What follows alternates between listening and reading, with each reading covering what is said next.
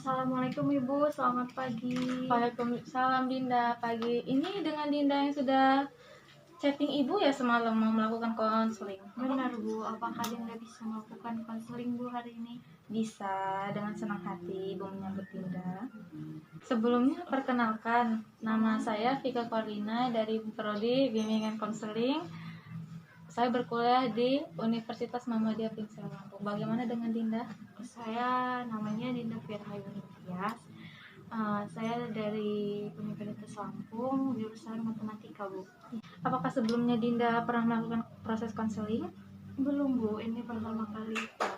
Baik. Sebelumnya Dinda tahu nggak sih peran konselor itu apa? Sepertinya seseorang yang dapat membantu memecahkan masalah seseorang Bu. Mohon maaf, pernyataan Dinda sangat keliru. Di sini saya seorang konselor sebagai fasilitator pada proses konseling.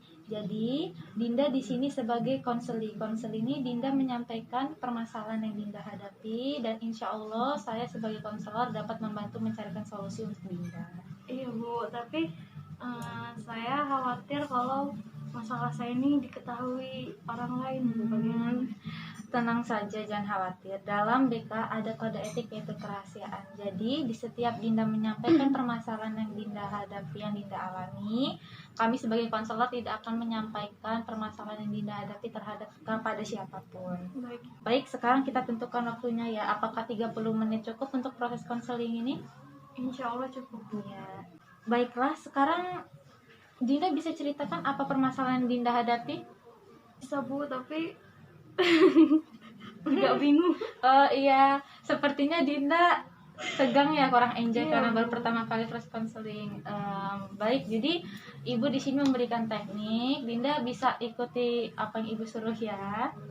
Jadi Dinda renggangkan tangan Dinda. Ya, lalu Dinda kepala Dinda dipegang sini, lalu Dinda seperti ini supaya Dinda bisa enjoy dan Dinda putar-putar kepala Dinda. Bagaimana? Apakah Dinda sudah merasa rileks? Sudah Bu. Sudah, baik.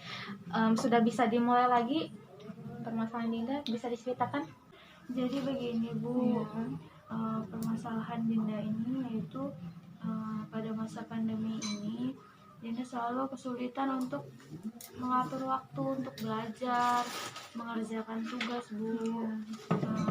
Dikarenakan Dinda harus membantu orang tua yang berjualan setiap pagi hingga malam.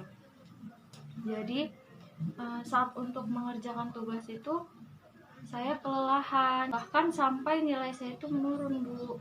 Sudah saya kelelahan, lalu malamnya saya tidak bisa tidur karena berpikir tentang itu, selalu merasa overthinking.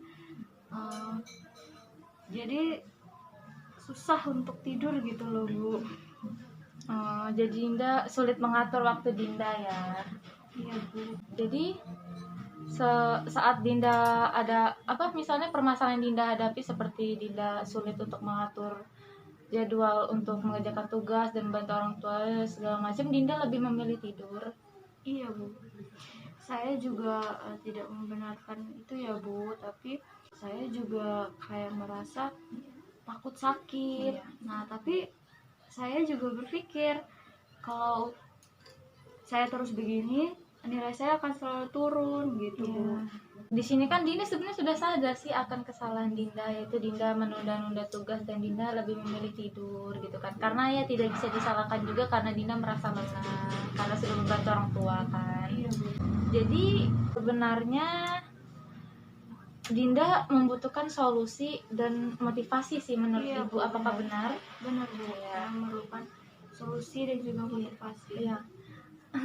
Ya mohon maaf ya, sepertinya Dinda kurang enjoy ya, kurang fokus ya, karena Dinda mungkin merasa kurang relax. Jadi bisa ikut, menurut Ibu Dinda bisa ikut instruksi dari Ibu. Bisa dibuka dulu maskernya, tidak apa-apa. Jadi Dinda bisa atur nafas Dinda, lalu dihembuskan sampai Dinda merasa diri Dinda nyaman. Tarik nafas, hembuskan sampai Dinda merasa nyaman. Cukup Bu. Dinda sudah merasa tenang, enjoy? Sudah Bu. Baiklah.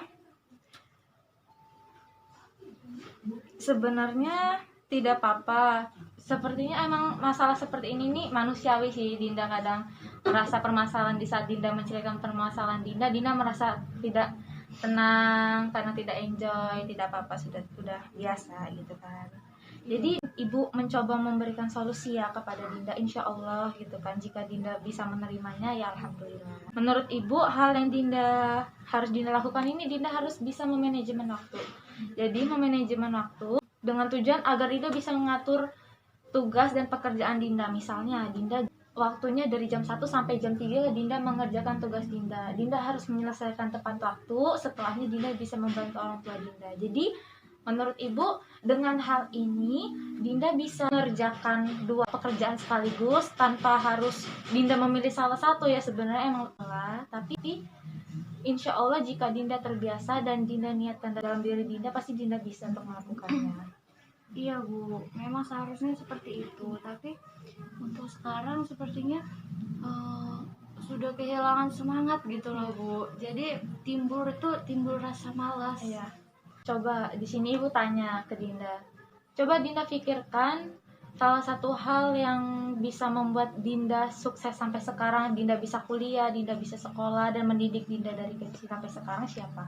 Orang tua. Ya, itu tuh bisa dijadikan suatu hal yang paling fokus bagi Dinda. Jadi di saat Dinda merasa malas, Dinda merasa lelah untuk kuliah, mengerjakan apapun segala hal, Dinda bisa pikirkan orang tua Dinda yang sudah susah-susah membuat Dinda sampai sekarang duduk di bangku perkuliahan dengan tenang. Kan istilahnya teman-teman yang lain lebih disuruh orang tua untuk bekerja karena tidak ada biaya gitu kan, sedangkan orang tua Dinda ini berusaha untuk supaya Dinda bisa lanjut ke perkuliahan gitu kan. Jadi Dinda harus berusaha gitu. Sebenarnya memang susah sebenarnya, karena emang ya di saat situasi sekarang ini pasti, apalagi pandemi ini juga kadang merasa malas. Apalagi pandemi ini prosesnya lama loh, udah mau 2 tahun ini kan. Sebenarnya itu tergantung di dalam diri Dinda, asalkan Dinda niat, Dinda bisa menempatkan diri di mana Dinda harus bisa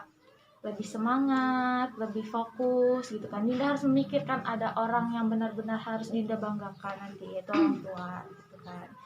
Jadi ya itu tadi benar kata ibu, lebih baik Dinda membuat jadwal waktu yang tepat supaya Dinda mampu memanajemen waktu. Misalnya ya Dinda malam setelah tarawih Dinda bisa mengerjakan tugas, sore Dinda membantu orang tua. Intinya kan Dinda sekarang sudah dewasa, Dinda bisa mengatur diri Dinda gitu kan. Nah sekiranya jam 1 jam 3 ini Dinda sibuk nggak ya gitu kan, sekiranya lebih tepat untuk membantu orang tua, ya lebih baik lakukan itu. Setelahnya Dinda bisa mengatur sesuai yang Dinda mau. Yang penting Dinda bisa melakukan 2 pekerjaan tersebut gitu kan. Jadi kan ibu percaya Dinda anaknya pekerja keras dan patuh akan ini orang tua gitu. Jadi menurut ibu itu saja.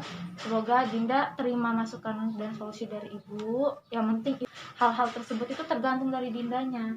Asalkan Dindanya mau, asalkan Dinda niat, asalkan Dinda pasti bisa. Ya Bu, mungkin itu solusi yang tepat ya Bu buat saya. Baik, ibu senang mendengarnya. Semoga Dinda terima ya solusi dan masukan dari ibu. Misalnya Dinda membutuhkan bantuan ibu, Dinda ada permasalahan atau apa, jangan sungkan untuk bilang pada ibu ya. Baiklah, berhubung waktunya sudah cukup ya, ibu akhiri. Lagi Dinda jangan merasa canggung terhadap ibu. Kalau misalnya ada masalah apa-apa, Dinda bilang ke ibu ya. Baik, terima kasih. Semoga Dinda bisa sukses. Ibu akhiri ya. Assalamualaikum warahmatullahi wabarakatuh. Pamit Bu ya. Iya.